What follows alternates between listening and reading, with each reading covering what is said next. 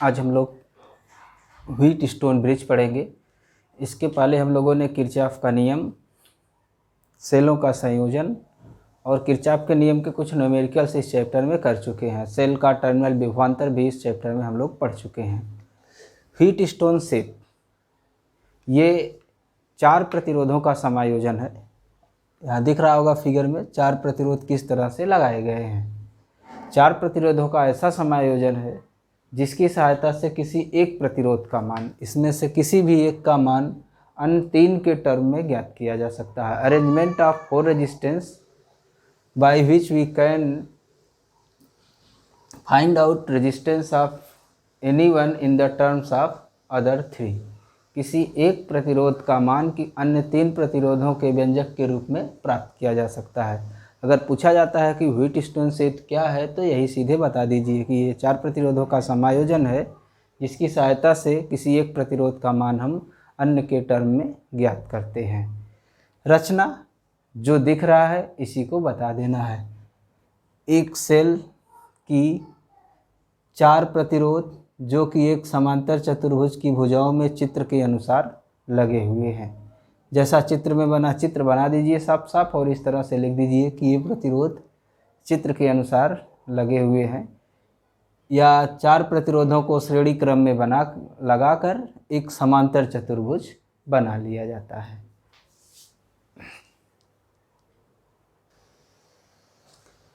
अभी जो हमने समझाया उसी को यहाँ पर हमने लिख दिया है कि 4 प्रतिरोध PQRS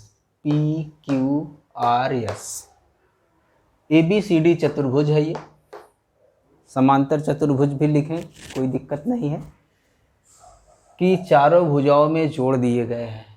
4 भुजाएं हैं, एक विकर्ण AC है, यहाँ से सेल जुड़ा हुआ है, की लगी हुई है, मतलब जब जरूरी हो तब ऑन किया जाए, जब जरूरी ना हो तब उसको ऑफ रखा जाए। दूसरे विकर्ण में एक धारामापी जुड़ा है G। धारामापी को हम डिटेल में पढ़ेंगे चुंबकीय प्रभाव के बाद।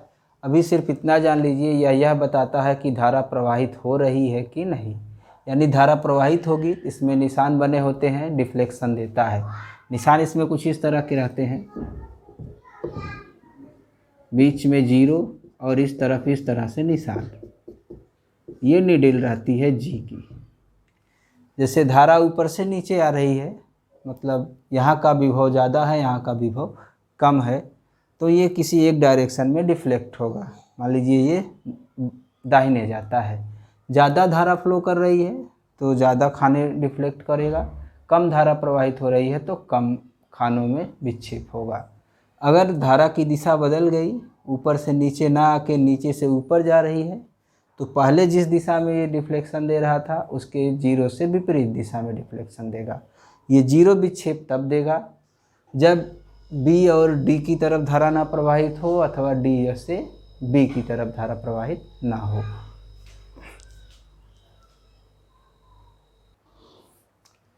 बाकी ये विक्षेप कैसे करता है, क्या होता है, डिटेल में हम लोग पढ़ेंगे। तो ये हो गया गैल्वानोमीटर। अमीटर नहीं है, अमीटर बताता है कि कितने एम्पीयर की धारा प्रवाहित होती है। ये बताता है कि धारा प्रवाहित हो रही है, उस धारा का मान पहले की अपेक्षा ज़्यादा है अथवा कम है। डिटेक्टर है ये, एक माप करने वाला डिवाइस नहीं है। तो सिद्धांत इसका क्या होता है ये जान लिए, इसकी रचना कैसी है चित्र से देख लिए। इसका सिद्धांत क्या है ये ध्यान दीजिए। B और D का, इसका सिद्धांत यही है कि जब इसमें धारा नहीं प्रवाहित होती है, यानी B से D की तरफ अथवा D से B की तरफ धारा प्रवाहित नहीं होती है, यानी B और D के बीच का पोटेंशियल डिफरेंस 0 है, या ये कहिए कि B का पोटेंशियल D के पोटेंशियल के बराबर है। यानी जब धारामापी में विक्षेप 0 होता है, P और Q का रेशियो R और S के रेशियो के बराबर होता है, या P और R का रेशियो Q और S का रेशियो बराबर होता है। संलग्न भुजाओं पर लगे प्रतिरोधों का अनुपात समान होता है। संलग्न भुजाओं का मतलब यहाँ से 2 संलग्न क्या है, P और Q, P/Q। यहाँ से 2 संलग्न क्या है, R और S, P/Q बराबर होगा R/S। तब जब इसमें धारा प्रवाहित ना हो। ये पुल की तरह है, पुल में पानी इधर से इधर नहीं आता है, इस तरह से क्रॉस करता है। सिद्धांत, यदि धारामापी में विक्षेप शून्य हो, यदि धारामापी में विक्षेप शून्य हो अर्थात बी का पोटेंशियल बराबर किसके हो, डी के पोटेंशियल, या ये कहिए कि बी और डी का विभवांतर शून्य हो गया हो, वो तो इस स्थिति को संतुलन की स्थिति कहते हैं। इस स्थिति को सेतु संतुलन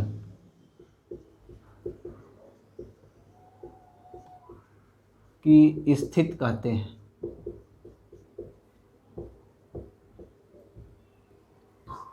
और इस स्थिति में यानी संतुलन की स्थिति में संतुलन की स्थिति में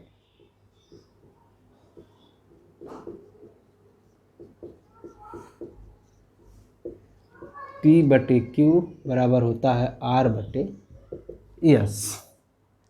अब इसका हम लोग निगमन करेंगे, यानी संतुलन की स्थिति में P/Q बराबर R/S होता है, या P/R बराबर Q/S। ये यहाँ आ जाए, ये यहाँ चला जाए। संलग्न भुजाओं पर लगे प्रतिरोधों का अनुपात समान होता है अगर धारामापी में विक्षेप शून्य हो तो। उपपत्ति या निगमन,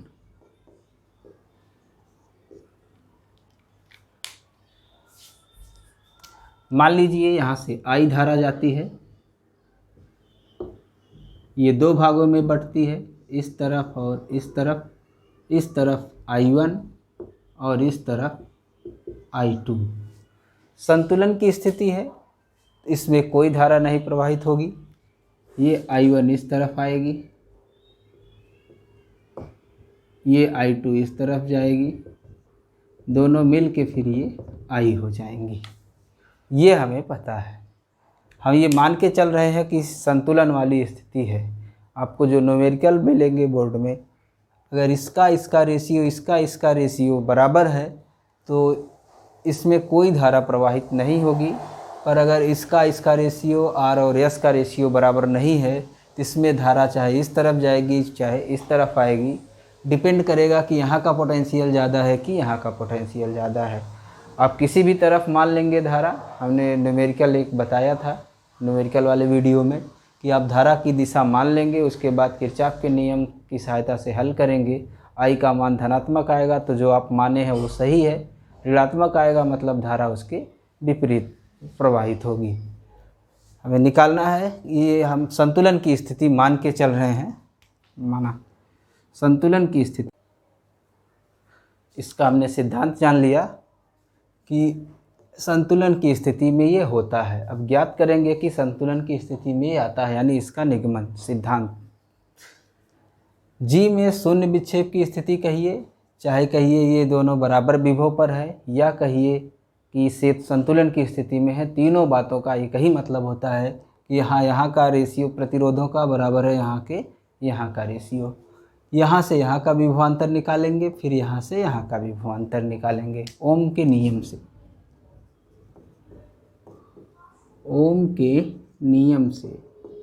ओम का नियम कहता है V विभवांतर बराबर I इंटू R। यहाँ से यहाँ का विभवांतर I1 into P। VA minus VB बराबर I1 into P।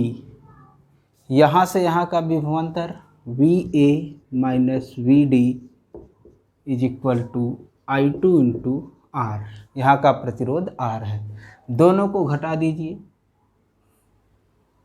This implies VD minus VB। घटा दीजिए I1P माइनस I2R। इसमें से इसको घटाया गया तो ये पॉजिटिव हो गया, पहले लिख दिया गया I1P माइनस I2R। संतुलन की स्थिति में ये दोनों बराबर हैं, क्योंकि VB बराबर है VD के this implies I1P minus I2R बराबर 0, या यह कह सकते हैं कि I1P बराबर हो गया I2R। This implies I1 upon I2 is equal to R upon P, equation number first. इसी तरह यहाँ से यहाँ का भी विभवांतर निकालेंगे ओम के नियम से।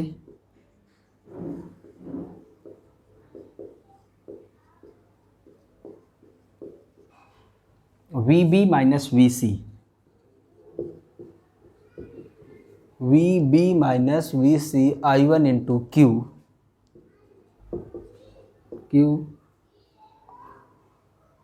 VD minus VC, VD minus VC I2 into S, यहाँ का प्रतिरोध S है। इन दोनों को घटा दीजिए। This implies VB minus VD, ये बराबर है I1Q माइनस I2S। ये दोनों चूँकि बराबर हैं, चूँकि VB बराबर है VD के, हम संतुलन की स्थिति मान के चल रहे हैं। दिस इम्प्लाइज, इसको समीकरण 1 बना दिया गया है, 0 is equal to I1Q minus I2S। यही से ये 0 हो गया जब दोनों बराबर हो गए। अब I1Q बराबर हो गया I2S। This implies I1 upon I2 is equal to S upon Q। ये समीकरण नंबर 2 हो गया। 1 और 2 को देखिए, समीकरण 1 और 2 से I1 अपान I2 है लेफ्ट हैंड साइड में, I1 अपान I2 है लेफ्ट हैंड साइड में, इसलिए राइट हैंड साइड बराबर होंगे। R upon P is equal to S upon Q। P को उधर ले जाइए, S को इधर ले आइए, यानी P बटे Q बराबर है R बटे S। चारों में से कोई भी 3 प्रतिरोध रख दीजिए, चौथा अपने आप निकल जाएगा। यानी हम S बराबर निकाल सकते हैं, Q बराबर निकाल सकते हैं, R बराबर और S बराबर। इसमें से 3 प्रतिरोध दिए गए हों, चौथा न दिया गया हो, और कहा जाए कि आप इसका मान निकालिए जबकि सेट संतुलित है, या इसमें विक्षेप 0 है, या ये कहा जाए कि धारामापी में यहाँ का पोटेंशियल बराबर है। यानी सारी चीज़ें एक ही हैं कि ये दोनों पोटेंशियल बराबर हैं, VB और VD। इसमें शून्य विक्षेप है या सेट संतुलन में है। सभी का मतलब है कि P बटे Q बराबर R बटे S होना चाहिए। चारों में जो नहीं दिया है वो अपने आप निकल जाएगा।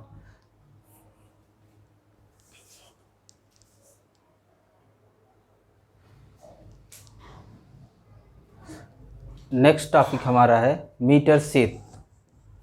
मीटर सेत इसी पर आधारित है, व्हीटस्टोन सेत पर आधारित एक डिवाइस है, जो एक प्रतिरोध आपको पता हो तो दूसरे प्रतिरोध का मान ज्ञात कर सकते हैं। मीटर सेत में क्या है, व्हीटस्टोन सेत में क्या है कि 3 पता होना चाहिए तब चौथा निकलता है। इसी पर आधारित ये एक उपकरण है या एक मेथड है जिसकी सहायता से हम एक प्रतिरोध केवल ज्ञात हो तो एक अज्ञात प्रतिरोध का मान ज्ञात कर सकते हैं। इसकी रचना, इसमें 1 मीटर लंबा तार होता है, प्रतिरोध तार होता है, इसीलिए इसका नाम मीटर सेतु है। 1 मीटर लंबा प्रतिरोध तार AC। इसकी रचना में लिखना चाहिए कि इसमें AC 1 मीटर या 100 सेंटीमीटर लंबा प्रतिरोध तार होता है। मतलब इसका प्रतिरोध, ये कॉपर का वायर नहीं है, एल्युमिनियम का नहीं है, इसका प्रतिरोध तार है कांस्टेंटन अथवा मैग्नीन का होता है।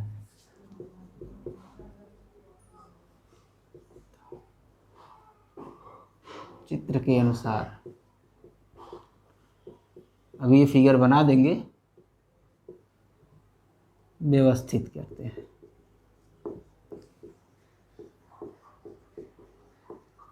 ए सी का मतलब ए पॉइंट मिल गया और हमको सी पॉइंट मिल गया, जिसके दोनों सिरों से क्या जुड़ेंगे, बैटरी।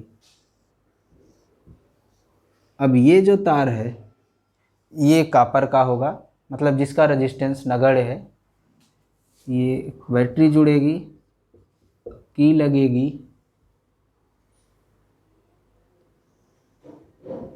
ये हो गया एसी हो गया। ए और सी से हमारी क्या जुड़ गई, बैटरी जुड़ गई।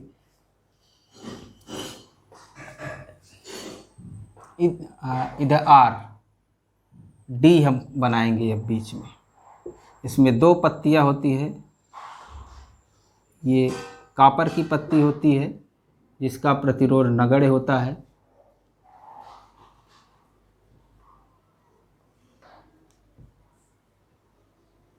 इसका प्रैक्टिकल है, लैब में करने को मिलेगा। एक बीच में पत्ती होती है, ये जो पॉइंट दिखा रहे हैं वहाँ पर तार को कसने की व्यवस्था होती है। यहाँ पर इसको कस लिया गया, यहाँ पर इसको, इसी तरह से।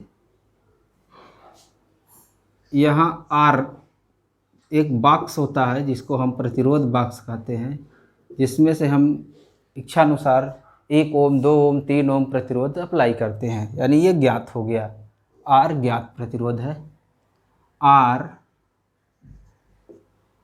ज्ञात प्रतिरोध।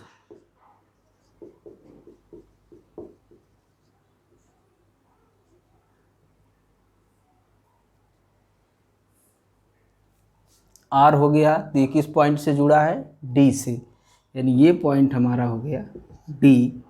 डी और सी के बीच में क्या है, एस, ये अज्ञात प्रतिरोध है।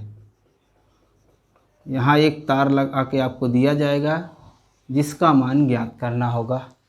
यस अज्ञात प्रतिरोध,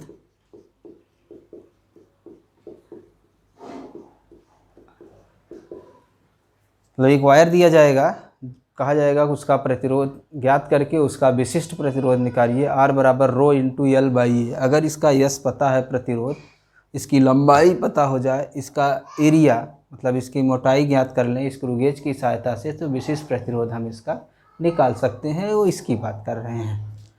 तो ए मिल गया, डी मिल गया, सी मिल गया, बी की ज़रूरत है।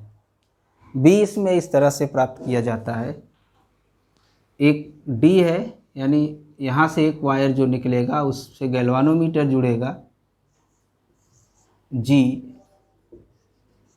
और दूसरा तार गैल्वानोमीटर का एक सर्पी से जुड़ा रहेगा। सर्पी मतलब जो सरक सकता हो, इस तार पर वो सरकेगा। यानी हमको ये मिल गया, ये पूरा एक वायर है, इस फिगर में समझिए, आर जुड़ गया, एस जुड़ गया, ये एक वायर है जो कि प्रतिरोध तार है एसी। ये वाला पूरा ए से लेके सी तक। दूसरा वायर जो यहाँ से निकल रहा है गैल्वानोमीटर से जुड़ रहा है, और तीसरा, और उसको इस पर ऐसे टच करा के सरकाया जा रहा है। यहाँ पर अगर टच कराते हैं इतना प्रतिरोध इस तरफ और इतना प्रतिरोध दूसरी तरफ, यानी इधर P हो जाएगा और उधर क्या होगा, Q होगा। पर ज़रूरी नहीं कि आप जहाँ टच करा रहे हैं वहाँ का विभव और यहाँ का विभव बराबर हो, मतलब यहाँ का विभव और ये विभव बराबर हो, ये ज़रूरी नहीं है। आप यहाँ टच कराएंगे, विभव बराबर नहीं होंगे तो धारा फ्लो करेगी, इसमें डिफ्लेक्शन मिलेगा, ये दाहिने अथवा बाएँ विक्षेपित होगा। दूसरी तरफ ले जाएंगे, डिफ्लेक्शन कम होगा अथवा ज़्यादा होगा। पर एक स्थिति ऐसी ज़रूर मिलेगी जब इसमें विक्षेप शून्य होगा, यानी हमको पॉइंट बी मिल जाएगा जब धारा मापी में विक्षेप क्या हो, शून्य हो।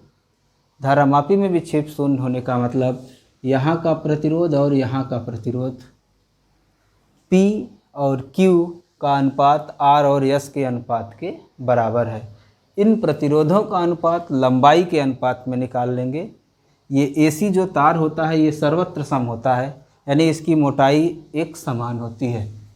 AC 1 सेंटीमीटर लंबा प्रतिरोध तार है, चित्र के अनुसार क्या लिख लीजिए, AC की मोटाई सर्वत्र सम है। एक समान है। ऐसा नहीं है कि एक जगह मोटा है दूसरी जगह पतला है। तो ये रचना हो गई जो यहाँ दिख रहा है। डी और ये सर्पी के बीच में बिंदु डी तथा सर्पी के बीच में धारामापी जुड़ा होता है। जी जुड़ा होता है। दो एल आकार की पत्तियां हैं जिनसे आर जिनका और एक बीच में ये वर्गाकार पत्ती है, मतलब सीधी पत्ती है जिससे एक प्रतिरोध बाक्स जुड़ा है और एक तरफ अज्ञात प्रतिरोध है जिसका मान हमको ज्ञात करना है। सर्पी की सहायता से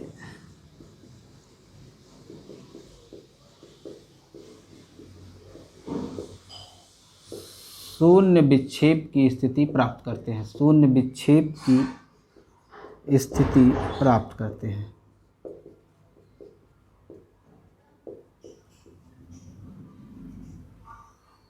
सिद्धांत, इसको मिटाना पड़ेगा। सिद्धांत, व्हीट स्टोन सेट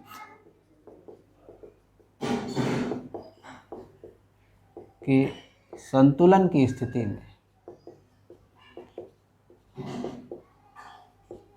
में P बटे Q बराबर होता है R बटे S, जहाँ P क्या है, AB का प्रतिरोध, AB का प्रतिरोध मान लेते हैं AB बराबर है L के, यानी P प्रोपोर्शनल टू किसके हो गया, L के। अगर ये L हो गया, 1 मीटर है, इधर की वैल्यू आएगी 100 माइनस L सेंटीमीटर, और Q है BC का प्रतिरोध, यानी Q प्रोपोर्शनल है 100 माइनस L के। R बराबर रो इंटू L बाई ए, जो फार्मूला हम लोग पढ़े हैं, रो इंटू लंबाई L है, इसका जो क्रॉस सेक्शन एरिया होगा बटे ए। R और S, R हमको पता है, S का मान हमको ज्ञात करना है। तो P बटे Q क्या होगा, ये L के समानुपाती है, ये 100 माइनस L के समानुपाती है, तो L अपान 100 माइनस L। परेशान होने की ज़रूरत नहीं है, ये भी सेंटीमीटर में है, ये भी सेंटीमीटर में है, कैंसिल आउट हो जाएगा। इसलिए फर्स्ट और सेकंड से, 1 और 2 से L अपान 100 माइनस L बराबर R बटे S। दिस इम्प्लाइज S बराबर, S को इधर लाइए, इसको उधर ले जाइए, 100 माइनस L बटे L इंटू R। तो हमको ये लंबाई, जिस लंबाई पर शून्य विक्षेप की स्थिति मिली है पता हो, तो हमें और इस प्रतिरोध का मान पता हो, तो हम ज्ञात कर सकते हैं कि अज्ञात प्रतिरोध का मान कितना होगा। और किसी भी तार का प्रतिरोध अगर पता है, उस तार की लंबाई निकाल लीजिए, उस तार का क्रॉस सेक्शन एरिया निकाल लीजिए, उसका विशिष्ट प्रतिरोध ज्ञात कर सकते हैं। तो जो प्रैक्टिकल है हम लोगों के सिलेबस में मीटर से का, उसके सहायता से इस तार का विशिष्ट प्रतिरोध के पदार्थ का विशिष्ट प्रतिरोध निकालते हैं। इसका प्रतिरोध पहले इस तरह से निकाल लेते हैं। प्रैक्टिकल में एक बार इधर लगाते हैं यस को, एक बार इधर लगाते हैं, क्योंकि इन पत्तियों के रेजिस्टेंस का भी कुछ ना कुछ प्रभाव होता है, जो कि दोनों तरफ लगा के निकाल कर औसत ले लेते हैं तो वह प्रभाव कम हो जाता है। ध्यान रहे, जब इसको इस तरफ लगाएंगे, इसको इस तरफ लगाएंगे, आर की जगह यस हो जाएगा, यस की जगह आर हो जाएगा, यानी यल ऊपर हो जाएगा यस और 100 माइनस यल नीचे हो जाएगा। यस का मान निकालेंगे तो ये प्रैक्टिकल की बुक में दिया गया है। तो थ्योरी हमने पढ़ा दिया है, प्रैक्टिकल जब कॉलेज खुलेगा तो करिएगा।